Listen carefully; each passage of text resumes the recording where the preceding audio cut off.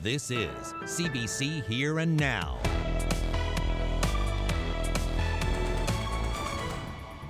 Well, this is where you'll find the off-ice fun at the Men's National Curling Championship in St. John's. You're looking at a live shot here of what will be Party Central, the Briar Patch at the Convention Center. Good evening, I'm Peter Cowan. And I'm Carolyn Stokes, and here's what's making news tonight. Body found. Police are called to a gravel pit near the border between St. John's and CBS. Is government doing enough to help Aboriginal children in foster care maintain their cultural identity? Critics don't think so. Them bones, them big old whale bones. A blue whale is set to be resurrected in downtown St. John's. And here in the Weather Center, we are tracking, of course, your weekend forecast, which includes lots of snow for southeastern Labrador, and then eventually Newfoundland getting back into the snow and wind Sunday and into Monday. The details are coming up. Well, to our top story now, the discovery of a body on the western outskirts of St. John's this morning. There are several businesses in the area in question, including a gravel pit. So far, police haven't released much information. Here now's Glenn Payette is on the story, and he joins us live with the latest. Glenn? Well, here's what we can say for sure. That about 8 o'clock this morning, the RNC received a call from a man working in the area about the body. The police are working with the Office of the Chief Medical Examiner to positively identify the remains and notify the next of kin. At this point, they won't say if it's male or female. The discovery today follows a major search in Paradise area in mid-February for 28-year-old Mohammed Salim from Toronto. The police believe that Salim may have had information about a home invasion on February 9th at this house on Angels Road in Paradise. Also today, his name was added to those of 4 other men in connection with several home invasions in and around St. John's in February, including the Angel Road one. Salim is facing 13 charges in all. Well, some of those charges are forcible confinement, using a firearm, break-in entry, and robbery. A warrant has been issued for his arrest. Carolyn? Thank you, Glenn. And as Glenn just mentioned, 5 men were charged, including Mohammed Salim, in relation to a rash of recent home invasions on the Northeast Avalon. Now, 4 of those men appeared in provincial court earlier today, and that's where Here and Now's Jen White was. So, Jen, what can you tell us about the other men who were charged? Well, Carolyn, the 4 men have been in custody since the armed home invasion in Paradise on February 9th, and today they appeared on an additional 139 charges. 3 of the men are residents of St. John's: 32-year-old Gary Hennessy, 25-year-old Mitchell Nippard, and 23-year-old Tyler Donahue. And there is also 27-year-old Abdifatah Mohammed, who is from Toronto. Now, the RNC says a total of 154 charges have now been laid, tied to 4 home invasions that happened in early February. The charges include break and enter, armed robbery, forcible confinement, assault with a weapon, and firearm offenses. And police say animal cruelty charges have also been laid. Let's take a look now at where those incidents happened. According to court documents, it started on February 3rd with a home invasion on 4th Street in Mount Pearl. A man was robbed, confined, and assaulted. Then the following day, a home invasion on Mount Royal Avenue in St. John's. Again, a man was confined and assaulted, and 2 dogs were shot. 1 was killed, the other was injured. Then documents say on February 8th, a 3rd home invasion on Milton Road in Paradise. Now, during that incident, a man was kidnapped at gunpoint, and 7 others were confined. The same day, there was also a break and enter on Cameo Drive. And finally, a home invasion on February 9th on Angels Road in Paradise. That's where 1 person was said to be confined. And police say they believe all 4 home invasions are connected and targeted. Court documents allege that Mohammed and Salim were wearing masks during all of the home invasions.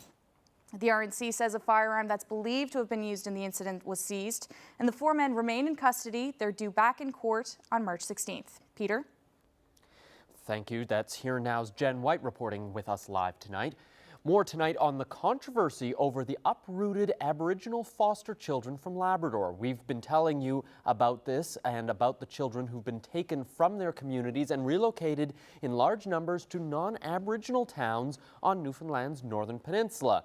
Now there are questions about what's being done to ensure that these children maintain their culture and their language. Here Now's Terry Roberts has more. The province says there are 80 Aboriginal children from Labrador in foster homes in places like Roddickton, Aingley, St. Anthony. They're living and going to school there. But are they receiving any education tailored to their Aboriginal culture? The simple answer, no. The province's English School Board has confirmed that there are no specific cultural or language courses for these foster children on the Northern Peninsula. That has some Aboriginal leaders comparing these situations to scandals from an earlier era in Canadian history. They would look at the foster care system and see it as being successful, whereas for us, we see that as children. The children who are successes are those who have adapted to and become attached to and assimilated into the foster family, adopting their values and beliefs. It's very similar to the residential school program, to the 60s Scoop. Turns out the province's child and youth advocate has similar concerns. Jackie Lake Kavanagh has issued a statement calling on the province and Aboriginal leaders to work together to look at ways to keep these children closer to their communities. Kavanagh went so far as to say the province may be violating the rights of these children and referenced Article 20 of the United Nations Conventions on the Rights of the Child, which provides every child who is removed from their parents' care with the right to alternative care that respects their language, culture, and religion. The problem is the provincial government says there's a dire shortage of suitable foster homes in Labrador. And the Children's Minister, Sherry Gambin-Walsh, does not agree with Kinney's comparison to residential schools. And she says the risk of inaction is just too great. However, Gambin-Walsh has hinted that changes may be coming as part of an ongoing review of the Child Protection Act. Terry Roberts, CBC News, St. John's. Well, a Labrador man had some unwelcome company when he took his dog team out on Monday night, and a warning: some may find these pictures very disturbing. Guido Rich says 4 wolves chased him and his dogs, but he was able to outrun them back to Rigolette. He returned to the trail with his gun and shot 2 of the animals that were close to the town. Now, the next day, he went out and killed the other 2. He says he wasn't worried about his own life. He was more worried about what the wolves would do if they caught up to his dogs. Well, a new Canadian Coast Guard building is going to be built on the St. John's Harbour front, and it will provide a home for the rejuvenated Marine Rescue Subcentre. The federal government announced money today for the new Atlantic headquarters of the Coast Guard. The project will cost about $18 million and is set to be completed in early 2019. The new building will have enhanced emergency coordination capabilities. It'll also house the Marine Rescue Subcentre, which is set to reopen after being closed by the previous Conservative government. Once employees transfer into the new building, the former Atlantic headquarters that you see here will be demolished. A $250 million aquaculture project in Placentia Bay is facing a legal challenge, one that could send it back to square one. The Atlantic Salmon Federation is appealing the provincial government's decision to release Grieg Aquaculture's project from environmental assessment. Now, it argues that the application excluded the on-land salmon hatchery. The Federation wants a full environmental impact statement, something the province didn't feel was necessary. The court was supposed to hear arguments today, but it's been delayed. Well, after winning the largest ever pro-line prize in Atlantic Canada, Craig Whittle has won again. He's $13,000 richer after making the right NBA game picks. Whittle says people have been asking him for tips on how he does so well, but he's not sharing. Last week he won $188,000 betting on pro sports.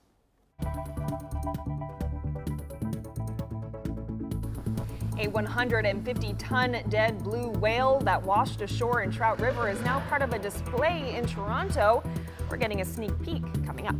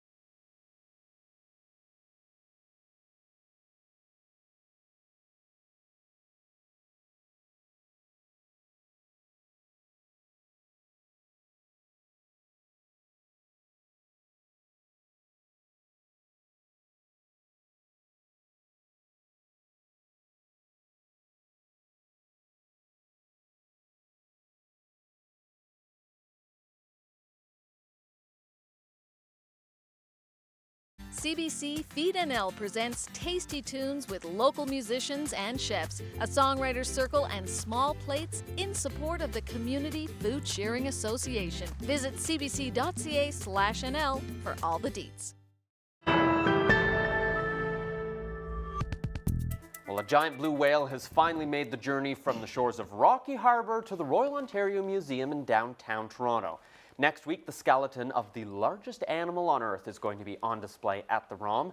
The CBC's Jeremy Eaton has followed this whale right from the beginning. So Jeremy, remind us, how did it end up on this beach in the first place? It was back in February of 2014 when heavy sea ice killed at least 9 of these blue whales, a big blow to the endangered species. Now, scientists had hoped to learn this tragedy to learn more, but the whales needed to get closer to shore. Now, you'll probably remember these pictures of this bloated, floating whale carcass in Trout River. Quickly became international news, with many around the globe wondering if it would explode. It didn't, but it was a huge problem for the small town of Trout River. What do you do with a 150-ton blue whale? And I guess, Jeremy, that's where the Royal Ontario Museum comes in, and they had a few ideas for what they might find it to be useful for. Yes, a crew from the Royal Ontario Museum wanted to use the whale for scientific reasons. Now, as accessible blue whale corpses are hard to find, this one was considered an easy get, but it's on a beach in Trout River, so it's not ideal for chopping it up. So they had to drag it by boat into Woody Point, and that's where the messy work started. Now, this man here, Mark Ingstrom, led the expedition, and he's been trying to get his hands on a blue whale for more than a decade. So he led the team from the ROM into Woody Point, where the crew started to flens the whale. Now, that's a fancy word for removing blubber from the bones. Now, along the way, the team collected samples to study and to give the scientific community to study as well, so that everybody could learn more about the blue whale. And yes, it smelled almost as bad as it looks there. Ew. So let's fast forward then 3 years. We now have the bones in Toronto. What's happening there? So there's a company called Research Casting International, and they are responsible for putting the whale back together. Now, a couple of their crew members were in Woody Point to flens the whale, so they're very familiar with this blue whale skeleton. Now, as you can imagine, it's not an easy project. Now, our friends at the CBC in Toronto got a sneak peek here of them putting it together. So they're slowly, piece by piece, rebuilding the massive blue whale. Now, a number of people are working to rebuild the skeleton so it can become, hopefully, a very popular exhibit at the ROM, an exhibit that's set to open on March the 11th. So, Jeremy, you're going to be traveling to the ROM. What can we expect to see from you next week? So we're going to get a sneak peek on Wednesday, March the 8th. So we'll get a look inside at this blue whale, and that man that we talked about earlier, Mark Ingstrom, he and I have kept in touch over the years, and on Tuesday and Wednesday, he and I will go take a look at it, have a chat about it, and I'll be able to share that story with our Here and Now viewers here in Newfoundland and Labrador. Thank you very much, Jeremy. We'll look forward to it.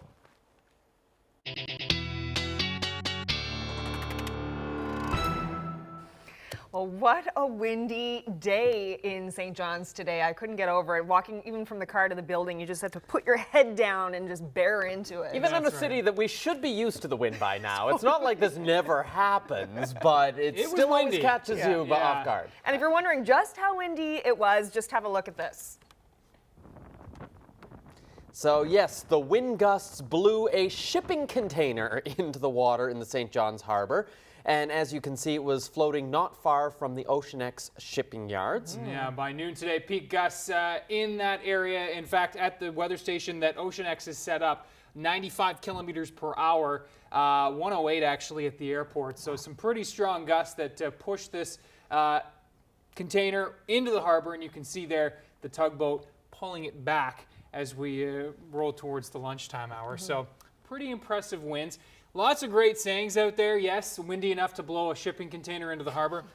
My favorite, though, in my opinion, windy enough to blow the milk out of your tea. Oh, I like that one. That's my good favorite. one. I hadn't heard it until I came here to Newfoundland and Labrador. That's definitely one of my favorites. A lot of great windy enough examples on my Facebook page today. You can check those out and chime in with your own with some of those videos from the shipping container that have been posted there on my Facebook page. There are your top wind gusts today. 114 in Bonavista, Fortune Island, Green Island in Fortune Bay, 112, Cape Pine, 111. The Remia Lighthouse weather station at 109 there and 108 at Paradise and St. John's. And as we take a look, the wind warnings have ended in the east. We are still looking at the snow squall watches for the west coast, including Corner Brook, Deer Lake, the Humber Valley, and Gross Moor. Winter storm warnings for the Northern Peninsula and the Straits. And as we take a look into Labrador, we have the blizzard warnings basically from Lodge Bay up through Cartwright to Postville, Makovic, and all the way up to Hopedale. Special weather statements in effect for Nain and Happy Valley Goose Bay, just on the outer edge of the most severe conditions with this system. And severe is a word that you can use when you're talking about this storm. It is really growing as we speak, still intensifying, and those very strong winds are going to continue through tonight. The snow, the heaviest snow bands have actually started to push offshore, but they will roll back into the coast of Labrador as we move through primarily through the Saturday morning time period, and then really continuing through Saturday night, even into Sunday, and that's when Newfoundland will get back into the action, where we are just now seeing some onshore flurries, but we'll get into a little more in the way of steady snowfall for Sunday. There are those flurries that have been rolling even across the southern Avalon, and here's how it will play out over the next day or so. Note, again, those steadiest snow bands are offshore right now, but tonight and into tomorrow, they'll back in and move back into the coast of Labrador. How about those gusts to 130 possible in Cartwright overnight and into tomorrow morning?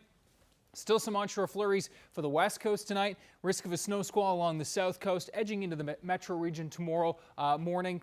Certainly a chance, but looks like the best chance will be certainly over the southern Avalon. Note by 7 a.m., again, really getting into those steadier snows for southeastern Labrador, Happy Valley Goose Bay, down towards the northern peninsula, and then all of this snow will start to work its way back through into Newfoundland for Saturday night and in through Sunday. That's where we're going to start to pick up some accumulation west into central, then finally the northeast and St. John's for Sunday and into Monday. We'll talk more about that in your long-range forecast with complete weekend details. Here's your Friday night story. -7 in St. John's tonight. We'll dip to -12 and 13 for central towards the west. -30 in Lab West. And again, snow at times heavy, severe winds with gusts to 120 to 130 and 30 to 40 centimeters of snow tomorrow alone in Cartwright. 10 to 20 centimeters Makovic through Mary's Harbor. 10 to 15 centimeters in the Straits tomorrow.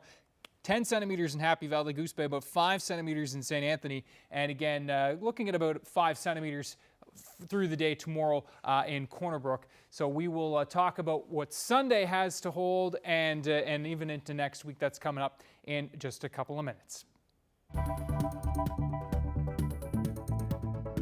The icy stage is set, and tomorrow competition to the leading to the Briar Curling Championship officially begins.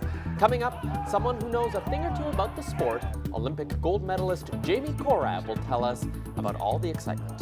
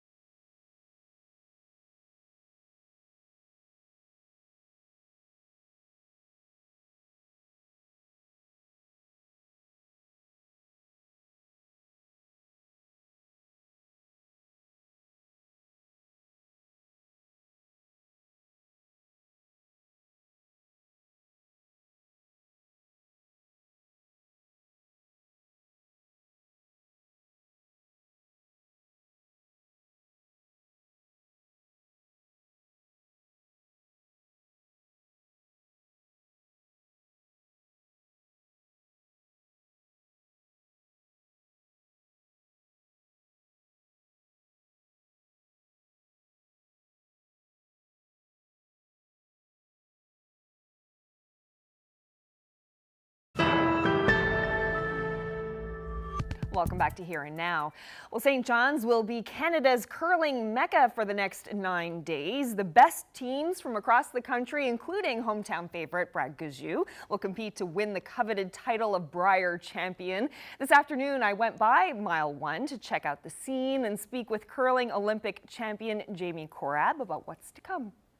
So Brier 2017 is now in St. John's. How exciting is this for you? It's very exciting. The prelims have been going on yesterday, but now we've got Team Canada out here. Newfoundland and Labrador, Brad Gajou and the boys are here for the Ford Hot Shot. So it's actually here. Technically, the first draft starts tomorrow at 3, but it's here. They're on the ice, they're playing. It's very exciting. Yeah, explain what's happening here right now. So every year, Ford is one of the major sponsors of the Brier, so you have the Ford Hot Shot. So the teams, all players go out, all teams, and everyone gets a chance to win a 2-year lease on a Ford vehicle. So they do a mixture of 5 different skilled shots. It's kind of like an all-star skills competition.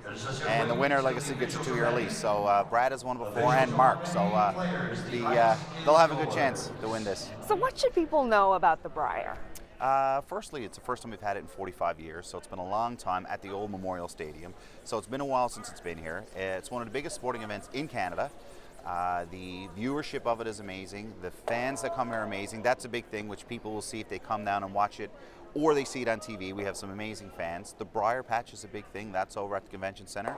Some amazing talent there. The punters. We've got a number of big bangs, Shannigan-Nuck, the food sections, and there are beverages that are consumed there. So that's a great time. You do need a game day ticket to get in. So if you have a game day ticket for Wednesday, that gets you into the patch on Wednesday.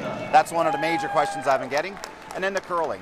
We've got some amazing teams. There's some amazing talent. Jamie Barras has done a fantastic job on the ice. So there's going to be some exciting curling, and there's lots of curl, which is going to lead to some exciting shots being made. And of course, Brad Gajou and his team, they're playing first Brier here in St. John's. How big of a deal is that? Well, the last big event, Brad played her. We played in the 2005 Grand Slam final. We played Kevin Martin. Unfortunately lost, but the place was packed. They had a band playing between ends, so Brad's familiar with playing in this building with a lot of people and being the hometown favorite. As well in Paradise in September, the Grand Slam of curling event there. Brad unfortunately lost the final to Kevin Cooey, who's in this as Team Canada, but they're gonna feed on the people being here and the fans, and the closest we've ever had really to before to being at a Brier with a hometown advantage was Halifax. So, what teams are the biggest threat to Brad Gajou and his team? Well, Team Canada. Naturally, they're Team Canada because they won the Brier the previous year. So that's Kevin Cooey, the world champions. He always has a really good game against Brad. He's an amazing shooter. Northern Ontario, reigning Olympic champs as well as Brier champs, and the third on that team actually used to play with Brad, Ryan Fry, so that'll be a great matchup. And then Mike McEwen, that's a team that Brad actually beat Mike McEwen when he won the Canadian Juniors in 2001. They're here, so that's going to be a great team. And then as well, teams people aren't talking about, BC with John Morris. He's an Olympic champion. You've got Quebec, Jean-Michel Menard, Brier champion, and Glenn Howard. No one's talking about Glenn Howard, who's from Ontario. I can't even tell you how many Briers he's been to, but I know he's won at least 3, so what a field it is. How much pressure is on Brad Gajou right now, do you think? There's a lot of pressure, there's no question. I mean, this is his, I think, 12th or 13th Brier, and he hasn't won. And I know that eats at him, and it eats at me that I never had a chance to win one. You know, yeah, we have the Olympic gold, which is amazing, but that was, when we started curling, it wasn't in the Olympics. Curling wasn't, so the Brier was what we wanted. So I know that's the last checkbox he has to hit, and he wants to win it. So he's probably got more pressure on himself than anyone else is putting on him. So. And what do you think the fans are going to be like? I mean, surely they are going to be cheering him on big time this week. Yeah, well, right now we're watching the Ford Hot Shots, and they're cheering him on here. This place is going to be blocked. It's pretty well sold out. I think there's a few tickets here and there, but for the most part, it's sold out. They love the curling here. They love Team Gajou. It's going to be loud, and like I said, if you make a couple big shots and the fans get behind you, you tend to almost sweep a little harder. You throw the rock a little harder. So it's going to be great, and the boys are going to really use it to their advantage. Awesome. Jamie Korab, thank you so much. My it's going to pleasure. be a fun week. It is. Looking forward to it. Now, it's not just the stone-faced curlers who will be at the Brier. For some, much of the event is about socializing and having fun, and that's where the legendary Brier Patch comes in.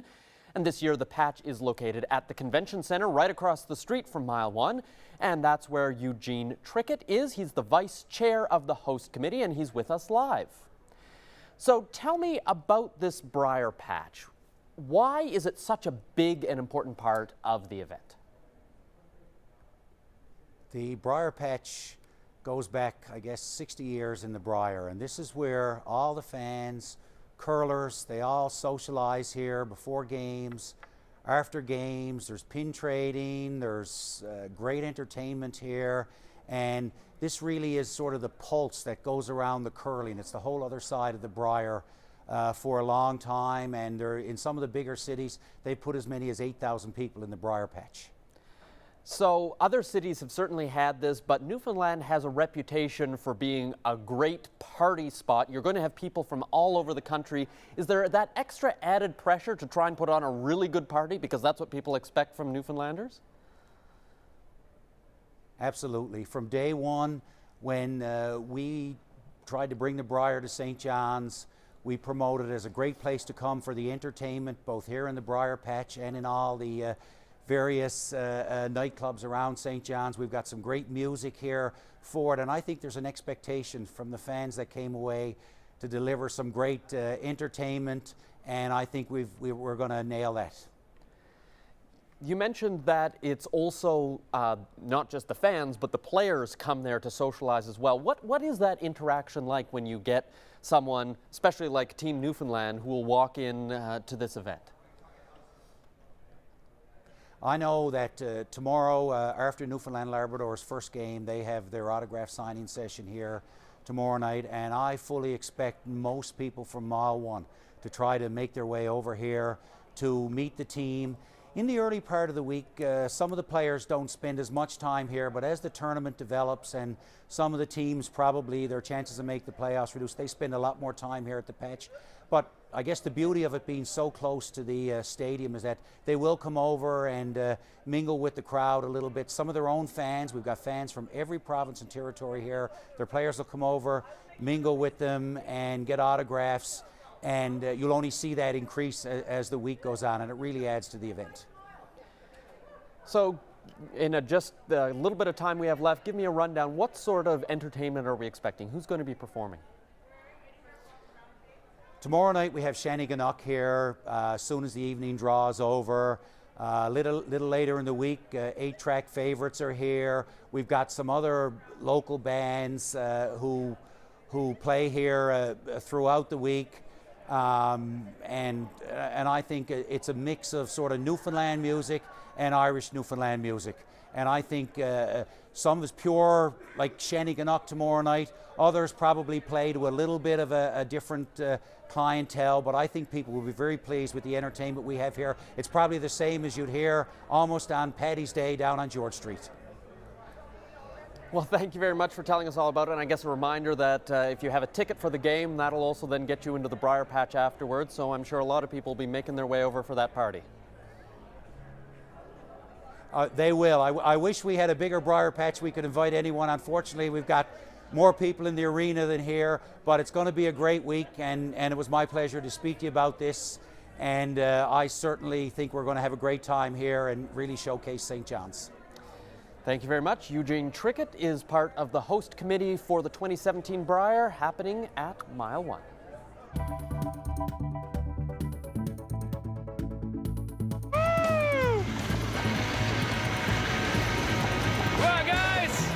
Yes, Ryan goes to the dogs. We go outside with Ryan Snoddon to see how much of a musher he really is.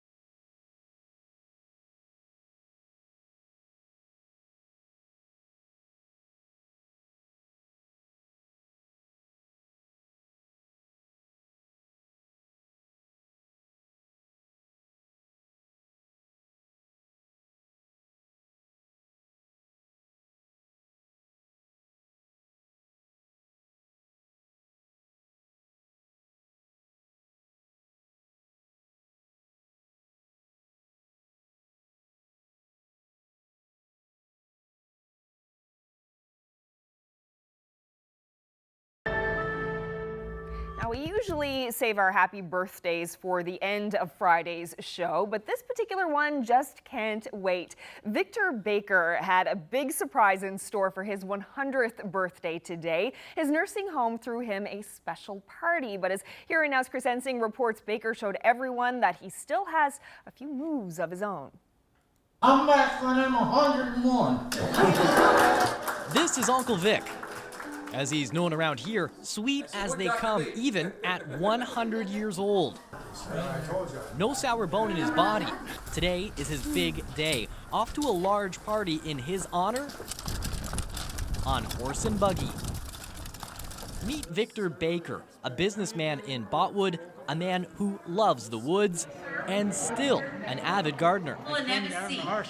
But today is about seeing old friends. Oh, great. Yeah. Great. Something I don't see very often. Yeah, it was great to see him today. Yeah. His 100th birthday was streamed live on Facebook, a high-tech moment for someone who still writes with pen on paper. His secret to reaching 100? Being born in 1917, he snaps with a smile. But seriously? Yeah, exercise, of course, is one of the best things. I used to do a lot of it. It's time for Uncle Vic's surprise. Watch his cane. It starts with a tap, then a full-blown waltz. He can't stop. Music moves him. Yeah, and I sing now. I sing sometimes. Yeah, don't need no music. I can sing whatever. That's probably why the ladies love him. I just hope I have a tinge of Uncle Vic in me because he's just a rock star in this community. So on his big day, he takes the mic and sings his heart out. I want to go to your memoirs. The Reverend explains the reason Uncle Vic is so happy. He isn't afraid to mix business with pleasure. You're doing a business trip as well as a loving trip. Honeymoon. Yes. And it's another happy birthday for the man everyone calls Uncle Vic. Chris Ensing, CBC News, Lewisport. Isn't that Live great? wire. Lots of kisses for Uncle Vic that day. Yeah, for and it's not often that you see a 100-year-old with better moves. I was looking at that dancing going, I could not compete with that. No. Excellent. Well Great done. story. Well, last week we started a new feature on Here and Now, Outside with Ryan Snoddon. That's right. And tonight I'm going to tackle on some dog sledding. Now, this is actually from when I was up in Labrador last year for the Winter Games, but it was such a fun time, and we had such a great reaction. I think it was worth a second look.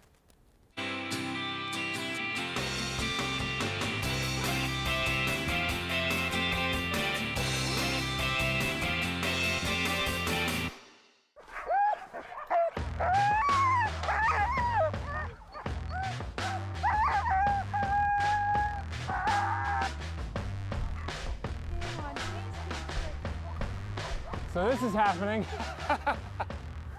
I got the brake on full right now, but boy, you can even feel the pull. They're really wanting to go, so wish me luck.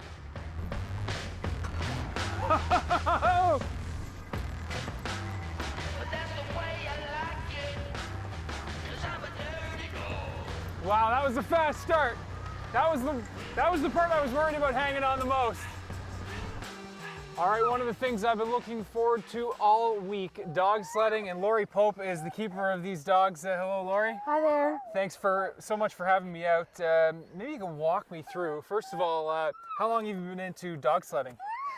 This is my 3rd year running dogs. I've always wanted huskies and I always wanted, I guess it was a dream, but the last 3 years, I guess I made it into reality, and this is my 3rd winter at them. These dogs are in great shape. What do you feed them?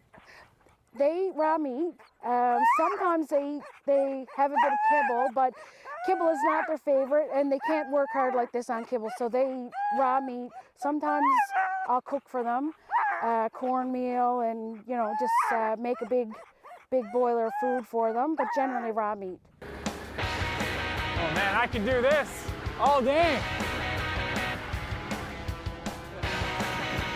Woo!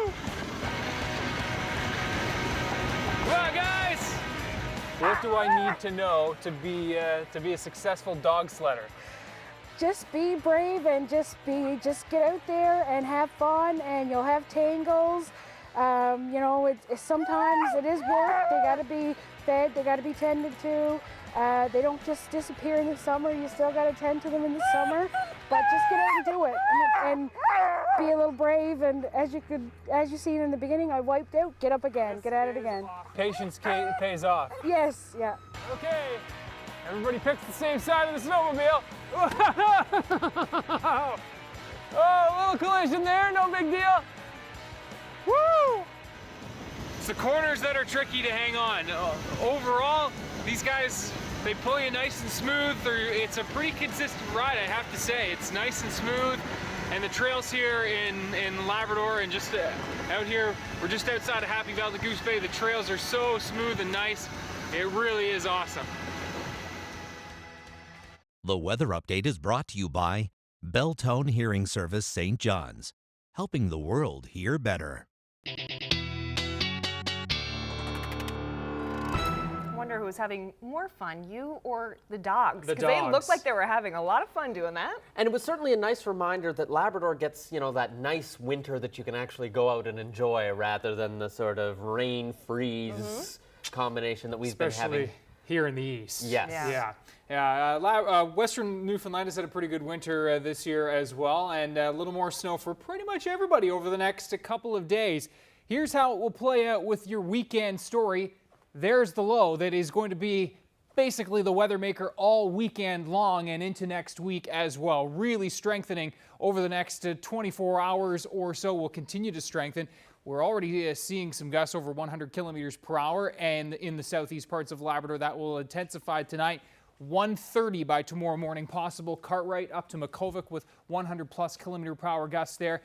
The heaviest snow bands will move in slowly but surely overnight tonight and in through tomorrow, when this thing will be a full-on blizzard yet again for the southeast parts of Labrador. Newfoundland fairly quiet tonight, aside from those onshore flurries and a few snow squalls for the west coast, which will continue through Saturday. Risk of a snow squall along the south coast. Chance of flurries in the metro through Saturday as well. Note as we roll through your Saturday and into the Saturday afternoon time period, that snow will start to roll down that northern peninsula, getting into some snow and blowing snow conditions here yet again for you folks after a bit of a reprieve tonight. And then for Saturday night, that system will continue to edge that snow back down into central and eastern Newfoundland. First, your Saturday conditions. And again, we are looking at upwards of 30 to 40 centimeters through Cartwright alone through the day tomorrow. We are looking at anywhere from 10 to 20 centimeters from St. Anthony up through Happy Valley Goose Bay to Hopedale, a little less in Nain. Now, as we look at the west coast, about 5 centimeters through the day tomorrow. Sun and cloud for central. And again, just that chance of flurries here across eastern parts of Newfoundland. Saturday night, again, the system actually rolling southward, and so this is where we'll get into the action in terms of some snow and some strengthening winds for central and then eventually northeast and eastern Newfoundland as we roll throughout the day on Sunday. Winds are going to be in from the northwest to northerly, and that's where we're going to be seeing some gusts in that 50, 60, 70 kilometer per hour range, so blowing and drifting snow will be an issue. And yes, the meat and potatoes of this system in terms of the wind and the snow still full on for the southeast parts of Labrador. So your Sunday highs generally in that -2 to -6 range across the island, with periods of snow and windy conditions ramping up through the day. We're looking at that continued snowfall for southeastern Labrador, with flurries into Happy Valley Goose Bay and isolated flurries in western Labrador. Sunday night into Monday, this system will continue to wrap snow into Newfoundland, with more accumulation primarily for central and then down the northeast coast. St. John's into the mix again on Monday as well. And again, those winds will stay gusty, 50, 60, 70 kilometer per hour gusts, perhaps even as strong as 80 Sunday night into Monday along the north coast, with those flurry chances in the west and back up into Happy Valley Goose Bay clearing out. In terms of snowfall, quickly showing you this map, there is the bullseye again along that southeast coast of Labrador. 75 to 100 possible in Cartwright from tonight through Monday. Generally the island for Saturday night through Monday, talking about 15 to 25 centimeter possibilities from central back towards the west coast, and of course a little higher for the northern peninsula. We'll talk again about your 7-day trend coming up at the end of the show. Well, now we'd like to introduce you to our young athlete of the day. Isla Mercer is 4 years old and comes from Torbay. Yes, Isla has been involved in gymnastics for 2 years and would love to be a competitive gymnast one day. She also loves skating and has completed her TOTS program with Can Skate. Way to go, you're today's young athlete of the day.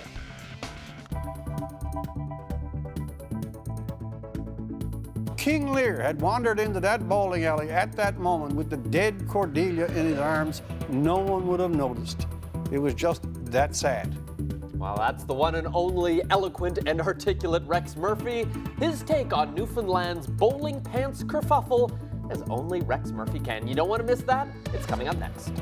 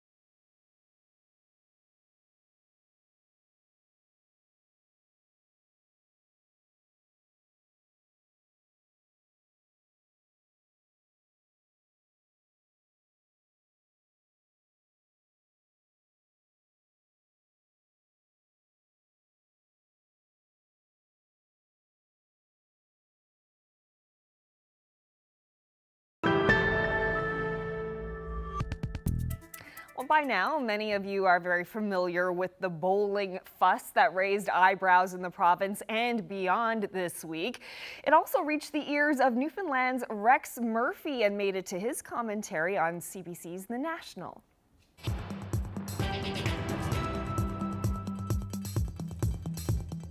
It's terrible when heroes disappoint, and especially when the heroes are sports figures. Nearly a full 100 years ago, the baseball legend, Shoeless Joe Jackson, reputedly testified he was one of the 8 who fixed the World Series. As Shoeless Joe left the courthouse, a tearful young boy reportedly ran up to his hero and uttered the most plaintive cry in all sports history. "Say it ain't so, Joe. Say it ain't so." There have been other such moments. Lance Armstrong, Superman of the Tour de France, lying his way through championships and then proven to be more pumped up than the Goodyear blimp. Tiger Woods, not content with fame and fortune, threw it all away when it was revealed he did just as much record-setting putting off the course as on. A champ in the cat house and the clubhouse. They destroyed themselves. But now a reverse fable out of Newfoundland, the yarn of a 7-year-old boy, a bowling wonder kid with a look straight from Norman Rockwell, and it has more medals than an old-fashioned convent. Grayson Powell played the best 3 games of his entire career at a tournament this weekend and was actually lined up to receive the gold medal when his mother was called into a supervisor's office and told it was all off. 7-year-old bowling wizard Grayson was found guilty of wearing illegal pants. Illegal pants, the deflategate of Newfoundland bowling. The young athlete's life in Newfoundland is a hard one. At 5, you're promising. 6, you're a hero. And washed up at 7. Score your best ever, but put on the wrong pants, and it's game over. Now, this was not a spur-of-the-moment decision. The tournament supervisor sent 3 to 4 more supervisors to go and look at the pants on the other teams and advise him of their thoughts. That would be, I should point out, the thoughts of the supervisors, not the thoughts of the pants. Pants are not introspective. For you see, Newfoundland juvenile bowling has a rule about black pants. Grayson's pants were originally black, but they'd faded. So after mighty deliberations, it was ruled they were not dark enough. So Grayson's team was disqualified, his mother in tears, his father outraged, fans perplexed, possible endorsements, KFC, Purity Biscuits, winged past. If King Lear had wandered into that bowling alley at that moment with the dead Cordelia in his arms, no one would have noticed. It was just that sad. But as the UK Guardian newspaper and the Washington Post noted, this story, by the way, is bigger than Trump, wiser hearts prevailed. Grayson, while still under the asterisk of wearing illegal pants, will get a medal for his performance. And so Mercy has put on her bowling shoes and scored a strike for justice. And in Newfoundland, thank God, bowling has regained its honor. For The National, I'm Rex Murphy. Thank you very much, Rex. Well, I feel like Krusty the Clown, said St. John's East MP Nick Whalen this afternoon, and here's why he was referencing the famous Simpsons character. Whalen lost his hair this afternoon at the Avalon Mall, all in support of young adult Cancer Canada's Shave for the Brave. There he is, spouting a whole lot less hair. Whalen is encouraging others to donate to the organization, which provides services for young people before and after cancer treatment.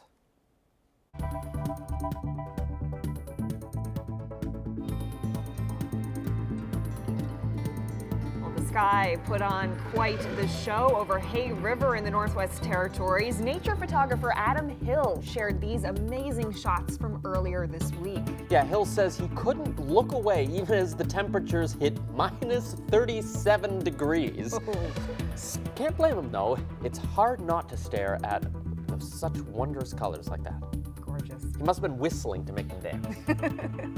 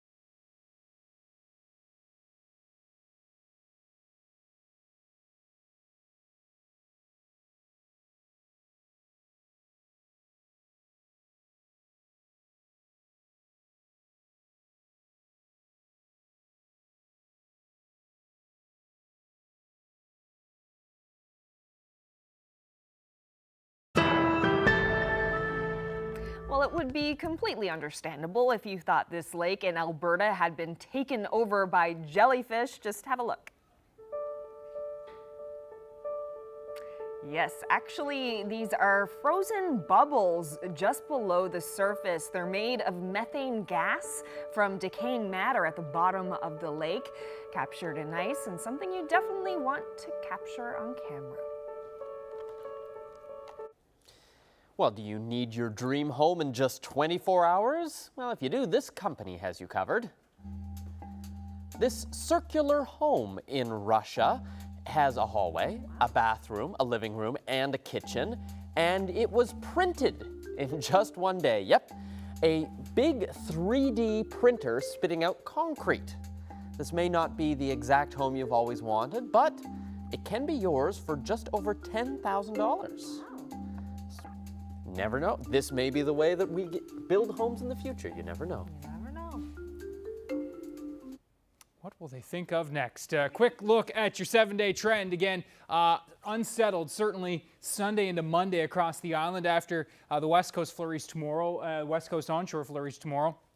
Bit of a break Tuesday. Our next system appears to have both snow mixing to rain with it for Wednesday into Thursday, with plus side temperatures returning to the island. So a heads up on that. If you are a fan of the snow, then you're going to want to get out and enjoy that for Sunday and into Monday as it's falling. Again, 5 to 10 looking set for the Avalon, with as much as 15 to 25 over the weekend for central towards the west coast. Sunday, again, still unsettled in eastern Labrador, but clearing out Monday into Tuesday, and it looks like a bit of light snow with that system for Wednesday into Thursday of next week. And our viewer picture of the day, pointing out those strong winds. This is actually a house that's being built right now, but looks like they're going to have to start again with the roof from Salvage. Wow. Well, it's Friday, so let's find out who's celebrating birthdays and anniversaries. And we start with a big birthday. Anastasia Yetman of St. Mary's will turn 103 tomorrow. Happy birthday to Mary Genge Bowers of Corner Brook, who celebrated her 91st birthday on March 1st. And happy 92nd birthday to Wilfred Maloney from family and friends. Happy anniversary to Gerald and Ann Waterman. They will be celebrating their 60th wedding anniversary tomorrow. Congratulations to Harry and Shirley LeDrew of Lawrenceston, who are celebrating their 60th wedding anniversary. Congratulations to Jim and Mary Park of Corner Brook. They're celebrating 63 years of marriage. Happy 58th wedding anniversary to Chesley and Daisy Williams of Mount Pearl. Happy birthday to Captain Wallace Lodge of Catalina, who celebrates his 95th birthday on March 5th. Happy 60th wedding anniversary to Kenneth and Ida Pierce of Fortune. Happy 55th anniversary to Mark and Irene Goodyear of Lumsden. And happy anniversary to Sylvia and Harry Wag. They're celebrating 68 years of marriage. And here's a milestone for you. Happy 100th birthday to Victor Baker. Happy 50th anniversary to Alex and Francis Harris of Gander. Happy 90th birthday to Marjorie Thorne of Grand Falls, Windsor, now living in St. John's. Happy 90th birthday as well to Curtis Retief of Stephenville. Wishing Annie Norris a very happy 92nd birthday. She's from Bay de Verde and now lives in Old Perlican. Happy anniversary to Hoover and Sybil Evans. They're celebrating 62 years of marriage. Happy 67th wedding anniversary to Dawn and Louise Sweetapple of Glovertown South. Happy 91st birthday on Monday to Herbert Hudson of Pooch Cove. Happy birthday to Scott Pennell of Noggin Cove, who celebrates his 96th birthday on Sunday. Happy birthday to Raymond Sears. He's celebrating his 90th birthday. Annie Boland of Mount Pearl turned 91 yesterday. Happy birthday to you. Happy anniversary to George and Joan Maynard of Corner Brook. They celebrate 60 years of marriage this Sunday. Happy 50th anniversary to Bill and Bonnie Bonnell of Pasadena. Happy 93rd birthday to Gordon Cooper of Cottlesville. Happy 53rd anniversary tomorrow to Reginald and Irene Elliott. Happy birthday to Eva Hart. She's turning 90 years old. Happy 92nd birthday to Muriel Flowers of Chamberlains, now living in St. John's. Dennis Dre of Dunville is turning 95 on Sunday. Happy birthday. And a happy 52nd wedding anniversary to Eric and Lena Peach of Grand Bank. Happy 50th anniversary to Kay and Bill Oldford of Eastport. And happy birthday to you all. Congrats again. I'm off Monday, Tuesday, Wednesday of next week. Kaylin and Colette are in for me, and you guys will be here. Yes.